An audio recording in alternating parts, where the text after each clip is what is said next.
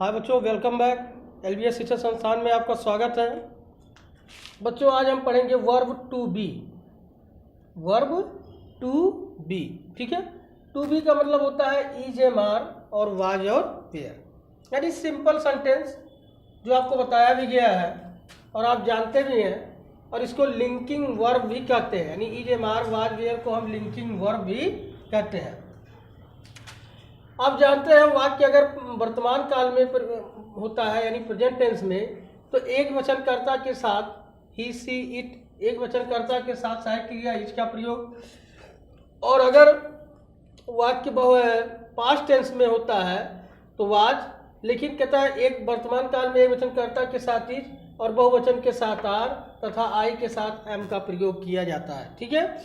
वही चीज़ें अगर पास्ट टेंस में होती है साधारण वाक्य, तो वहाँ टू बी का मतलब होता है वाज और वेयर। तो वाज वेयर का प्रयोग मतलब एक वचन के साथ वाज और बहुवचन के साथ वेयर। जैसे वाक्य है कि सुशील एक अच्छा लड़का है, तो देखिए इसका हो गया सुशील इज ए गुड बॉय। मैं एक खिलाड़ी हूँ, आई एम ए प्लेयर। वे बहुत गरीब हैं, दे आर वेरी पुअर। वह मेरा मित्र था। अब देखिए था आ जाएगा इस तरह के वाक्य में, तो वाक्य पास्ट का हो जाएगा, ठीक है। और वहाँ सब हमको प्रयोग करना है वाज और वेयर का। किसका प्रयोग करना है? वाज और वेयर का। तो हो गया ही वाज माई फ्रेंड। अगला वाक्य है नौकर ईमानदार होता था, या इस तरह भी आप कह सकते हैं कि नौकर ईमानदार था।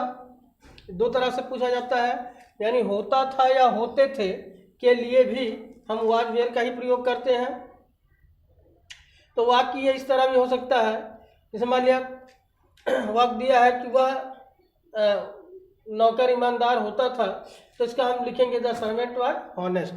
The servant was honest. या वाक्य ये इस तरह भी हो सकता है कि नौकर ईमानदार था, तो द सर्वेंट वाज हॉनेस्ट। अगला वाक्य है राजपूत वीर थे। राजपूत वीर थे, तो आप लिख सकते हैं द राजपूत वेयर ब्रेव। या इस तरह भी हो सकता है कि राजपूत वीर होते थे, द राजपूत वेयर ब्रेव, ठीक। तो इसके लिए आप जो है इस तरह के वाक्य भी होते हैं, यानी होता था या होते थे भी आ सकता है। और इसके आप एक तरीके से और बना सकते हैं, देखिए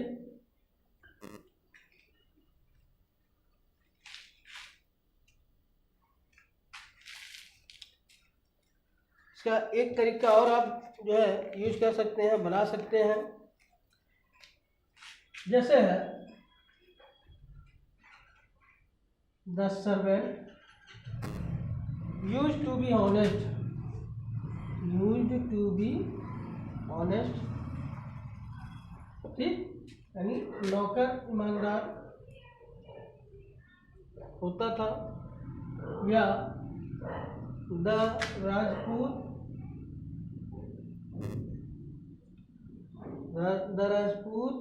यूज्ड टू बी ब्रांड, ठीक। तो ये आदर संबंधी भी बात हो जाएगी, इसलिए इस तरह भी बन सकता है और आप वाज वेयर के साथ में बना सकते हैं, ठीक है।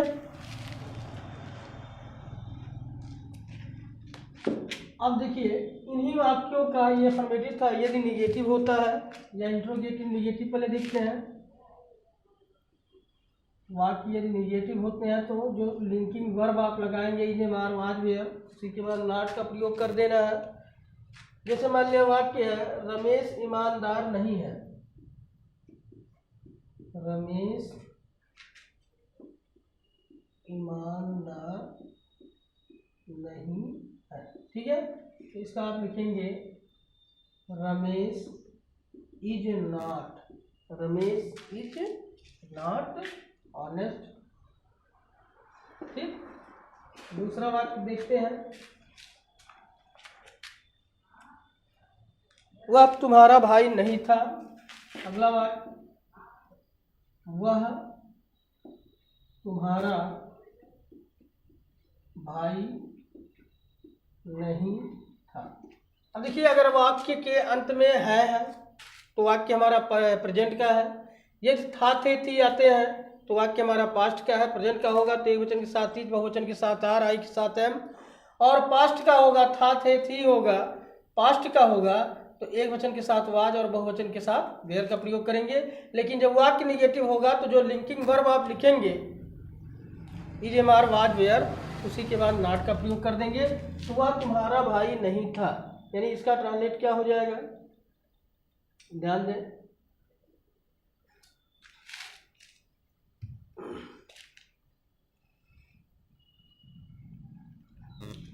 ही वॉज नॉट योर, देखिए he was not your worker, ठीक, he was not your worker, ठीक। इसी तरह मान लिया वाक्य है हम चतुर नहीं थे, हम चतुर नहीं थे, इसका आप लिखोगे वी, देखिए पास्ट में है तो वी वीर नॉट क्लेवर, ठीक। चलिए, इसी तरह यदि वाक्य आपका इंट्रोगेटिव होता है तो इंट्रोगेटिव के लिए हम क्या करते हैं, उन हेल्पिंग वर्ब्स को हम पहले लिखते हैं, ठीक है। जैसे देखिए एग्जाम्पल, यानी क्या से आरंभ होने वाले वाक्य में सबसे पहले क्या के स्थान पर हम helping verb is, am, are का प्रयोग करते हैं। उसके बाद जो है हम सब्जेक्ट लिखते हैं। जैसे एग्जाम्पल है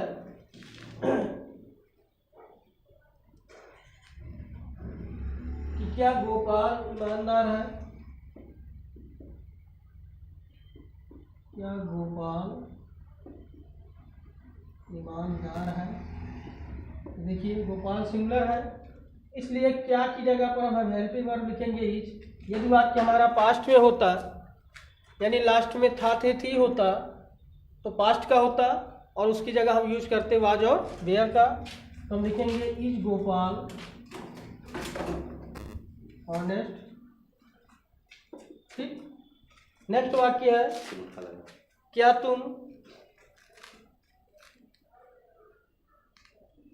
तुम सुस्त नहीं थे, मान लिया इंट्रोगेटिव निगेटिव आ जाए, क्या तुम सुस्त नहीं थे, इसका आप लिखोगे आर यू नॉट, क्या तुम सुस्त नहीं थे, ठीक है। तो आर यू नॉट लेजी,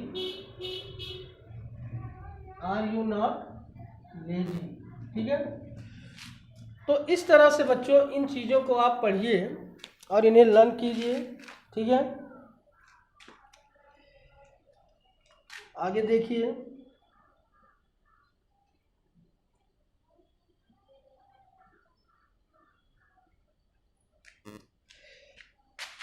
यदि वाक्य, ध्यान दीजिए, यदि वाक्य मान लिया क्वेश्चन वर्ड आपका वाक्य बीच में आता है, जैसे आ गया तुम्हारा घर कहाँ था, तुम्हारा घर कहाँ था, तो आप लिखोगे कहाँ की अंग्रेजी पहले क्वेश्चन वर्ड वायर, ठीक है। पास्ट में है तो वाज लगेगा, तो वायर वाज योर हाउस, ठीक। वाक्य है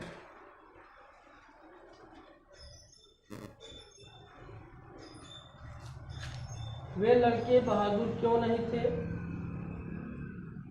वे लड़के बहादुर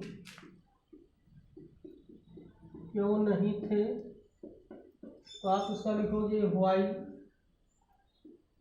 where those boys not brave, ठीक। तो इस तरह से बच्चों इन चीज़ों को आप पढ़ते रहिए, तैयार करते रहिए, ताकि आपका ये अच्छी तरह से तैयार हो। अब इसके लिए मैं आपको कुछ एक्सरसाइज बता रहा हूँ, जिनको आप करने की कोशिश कीजिएगा, नोट कर लीजिए। पहला वाक्य है ईश्वर दयालु है, ईश्वर दयालु है, दूसरा वाक्य है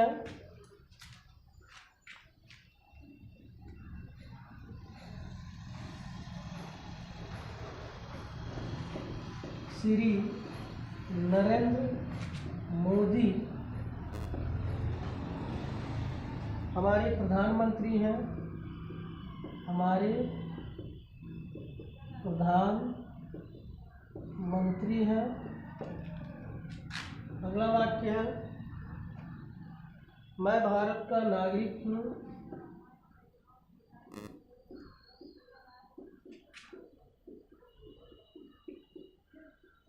मैं भारत का नागरिक हूँ। नेक्स्ट है सड़कें अच्छी होती थी या इस तरह भी हो सकता है सड़कें अच्छी थी। नेक्स्ट वाक्य है राजा सज्जन था। राजा सज्जन होता था या इस तरह भी हो सकता है राजा सज्जन था। ठीक। अगला वाक्य है वह एक अच्छा विद्यार्थी है।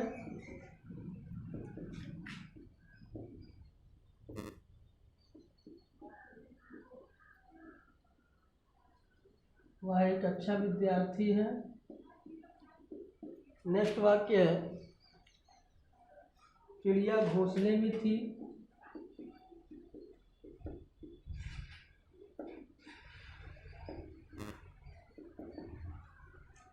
अगला वाक्य है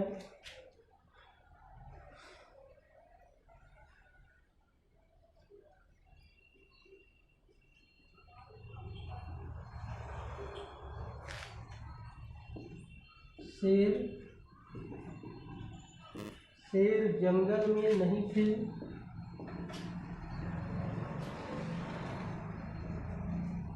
नेक्स्ट वाक्य है क्या मैं भूखा नहीं हूँ।